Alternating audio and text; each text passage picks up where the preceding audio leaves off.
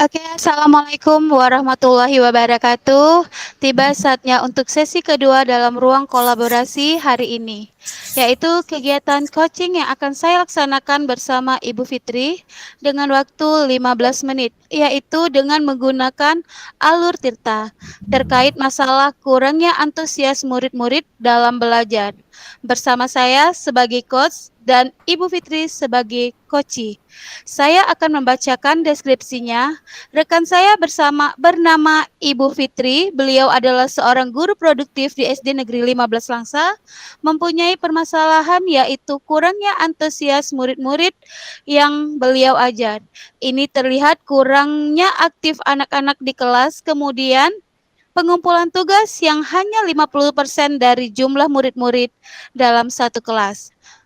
Bu Fitri ingin sekali berdiskusi terkait permasalahannya. Nah, berikut dialog antara saya sebagai coach dan Ibu Fitri sebagai coachee. Silakan Ibu Fitri. Baik, Bu Cici. Assalamualaikum, Bu Cici. Waalaikumsalam, Bu Fitri. Bagaimana kabarnya, Bu? Alhamdulillah. Ibu sehat? Alhamdulillah, Bu. Sehat walafiat. Minta waktunya, Ibu. Ada yang ingin saya diskusikan, Bu. Kira-kira Ibu ada waktu, Bu? Iya, Bu. Silakan. Saya mau bercerita apa yang sedang saya rasakan akhir-akhir ini di kelas ya, Bu. Di kelas saya, Bu. Iya, Bu. Silakan, Bu. Bagaimana, Bu? Begini, Bu Cici.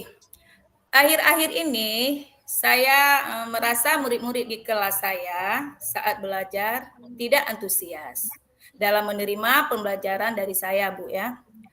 Itu bisa saya lihat dari jumlah murid-murid yang mengerjakan tugas di saat mengumpulkan hanya 50% siswa yang mengumpulkan tugas di tiap kelas, Ibu. Oh, jadi permasalahan Bu Fitri di sini kurangnya antusias ya murid-muridnya dalam mengikuti atau menerima pelajaran. Oke, Bu. Jadi menurut Bu Fitri apa yang Ibu harapkan dari obrolan singkat kita ini?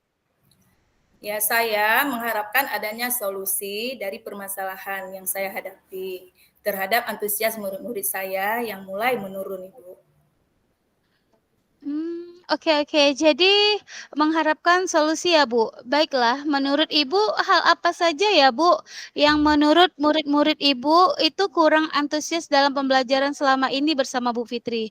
Sehingga hanya 50% saja bisa berkonsentrasi atau bersemangat gitu ya, Bu? Kalau saya ingat-ingat kembali, Bu, bisa jadi murid-murid saya tidak antusias lagi. Yang pertama, bisa jadi pembelajaran yang saya berikan membosankan, monoton, mungkin saya lebih dominan ya, Bu. Sehingga saya tidak memberi kesempatan kepada siswa untuk berbicara dan berpendapat untuk mengeluarkan unek-uneknya. Kedua, bisa jadi saya tidak memberikan kesempatan pada siswa saya untuk mengungkapkan apa yang mereka tidak paham. Sehingga mungkin mereka yang belum paham tidak mengumpulkan tugasnya. Oke, Bu. Jadi permasalahan tadi yaitu pembelajaran masih membosankan ya, Bu Fitri ya. Kedua, dominan terhadap guru. Kemudian tidak memberikan kesempatan kepada siswa untuk bertanya. Ada yang belum jelas, mungkin murid belum berani tanya. Tetapi kita sudah memberikan tugas gitu ya, Bu ya. Jadi Ibu Fitri dengan permasalahan Ibu tadi sampaikan kira-kira apa saja ya yang membuat murid-murid Ibu itu senantiasa antusias kembali dalam pembelajarannya. Menurut Ibu itu bagaimana? Menurut saya, pastilah murid-murid saya itu menginginkan pembelajaran itu yang asik, tidak monoton, dan tidak membosankan. Terus mereka bersemangat dalam mengerjakan tugasnya. Karena mereka sudah paham, jadinya mereka antusias. Oh iya Bu, benar sekali, saya setuju Bu. Dengan pembelajarannya asik, kemudian tidak monoton, dan dapat berpusat pada murid, nah itulah yang membuat pembelajaran akan lebih asik dan fokus ya Bu. Iya, Ibu. Sebenarnya pembelajaran harus berpusat pada murid, Ibu. Jadi murid yang seharusnya lebih banyak menemukan, kemudian mampu mengembangkan dan mereka aktif. Nah, hal tersebutlah yang kurang saya berikan. Kemudian di pembelajaran juga kalau bisa agar mereka tidak jenuh, di sela-sela pembelajaran ada ice breaking atau games Ibu agar menambah semangat kepada mereka. Iya Bu, betul sekali Bu, saya sangat setuju. Ada ice breaking dan sebagainya yang tadi Ibu ungkapkan. Lalu apakah mengenai tugas itu yang diberikan kepada murid-murid Ibu, apakah penyebabnya sehingga kurang antusias dalam mengumpulkan tugas Bu? Iya Ibu, itu bisa jadi tugas yang diberikan terlalu banyak Bu. Kemudian bisa jadi tugasnya itu tidak beragam, berisi terlalu banyak pertanyaan, kurang kreatif, sehingga murid jenuh dengan model tugas yang diberikan. Seharusnya tugas-tugas itu beragam dan asik gitu. Kemungkinan mereka tidak mengumpulkan. Oh, begitu ya, Bu. Jadi anak jenuh pada akhirnya tidak mengumpulkan tugas ya, Bu. Jadi kalau boleh tahu, Bu, selama ini dalam pembelajaran, Ibu melakukan sumber belajar dari apa saja, Bu? Kalau saya perhatikan, Bu, sumber belajar saya terlalu monoton, Bu. Hanya menggunakan buku.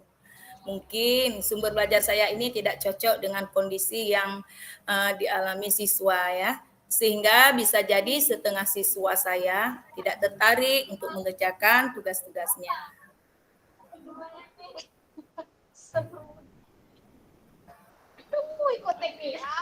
Iya, Bu, kurang bervariasi ya, Bu. Untuk itu mungkin ada sumber belajar lain, Bu, selain buku. Ya kan, Bu, agar anak antusias kembali gitu ya, Bu ya. Ya, setelah saya refleksi Bu, ternyata sumber belajar itu tidak mesti dari buku. Sekarang kan zamannya digital ya Bu ya. Jadi bisa menggunakan HP, bisa dapatkan dari video, dari mana sajalah ya Bu, yang di internet dan kemudian menggunakan aplikasi. Nah, itu yang tergambar dalam pikiran saya Ibu. Iya iya, Bu, betul sekali, Bu. Di sini kan anak-anak terlahir dari zaman digital ya, Bu. Nah, saya yakin sekali jika Ibu dapat menggunakan sumber belajar yang disampaikan tadi, pasti murid-murid akan lebih berantusias lagi ya, Bu, dalam pembelajaran yang Ibu ampuh.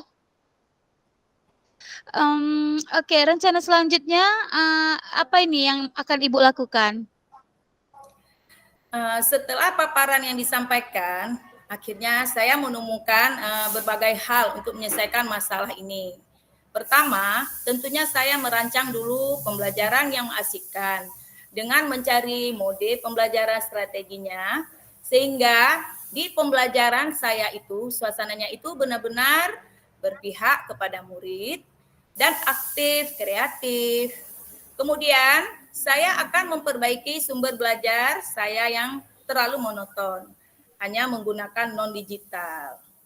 Nah, sekarang saya akan beralih ke digital, menyesuaikan dengan zamannya. Dan saya menerapkan sumber belajar yang mereka dapatkan dari video, bisa jadi mereka dapat dari info di blog internet. Dan yang kedua, saya tidak memberikan tugas terlalu banyak, Bu. Saya akan mengefektifkan tugas-tugas yang sifatnya efektif dan tidak terlalu rumit. Ini yang ingin saya perbaiki. Sehingga kalau bisa tugas-tugas tersebut sesuai dengan minat dan bakatnya, Bu.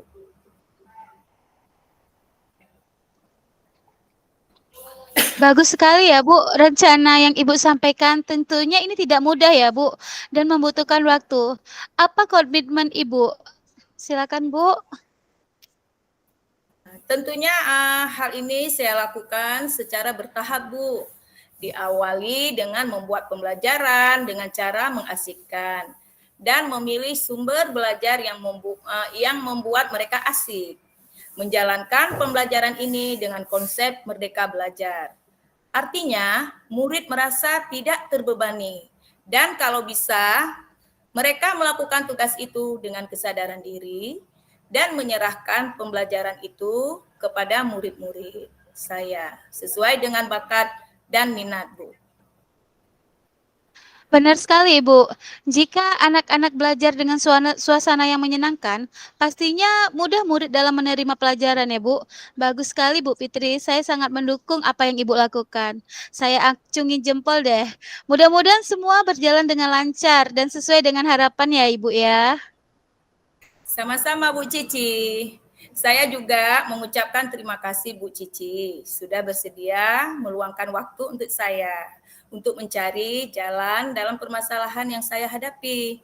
Dan alhamdulillah dengan adanya coaching ini saya terinspirasi untuk memperbaiki segala yang kurang pada diri saya, yaitu dengan mengetahui bakat dan minat pada murid sehingga pembelajaran dapat berjalan dengan baik. Iya, benar sekali Bu Fitri. Oh ya Ibu, kira-kira kapan ya Ibu akan memulai melaksanakan komitmen ini, melaksanakan kegiatan yang udah Ibu sampaikan tadi? Kalau bisa secepatnya Ibu, di saat kita menemukan ide-ide itu harus segera kita lakukan. Nanti takutnya bisa lupa lagi. Karena saya bertemu Bu Indah dengan kondisi semangat dan akan segera saya laksanakan Ibu. Dan mudah-mudahan saya tidak menunggu waktu yang lama. Dan saya penasaran dengan konsep-konsep yang saya katakan ini dapat berjalan atau tidak. Kalau tidak, saya akan mencari lagi hal-hal yang dapat membuat lebih menyenangkan. Oke Ibu, benar sekali Ibu. Jadi seminggu lagi ya Bu, kita bertemu kembali ya Bu. Dan mengobrol lagi dan membahas hasilnya. Nanti apa sih perkembangan yang sudah ada pada pembelajaran Ibu bersama murid-murid Ibu tersebut. Oke Ibu, tetap semangat ya. Mudah-mudahan sukses terus ya Bu. Terima kasih untuk obrolan hari ini. Demikian obrolan singkat kami antara saya dan Bu Fitri. Mudah-mudahan bermanfaat. Terima kasih Bu Fitri. Sama-sama Bu Cici. Oke, assalamualaikum warahmatullahi wabarakatuh. Waalaikumsalam warahmatullahi wabarakatuh.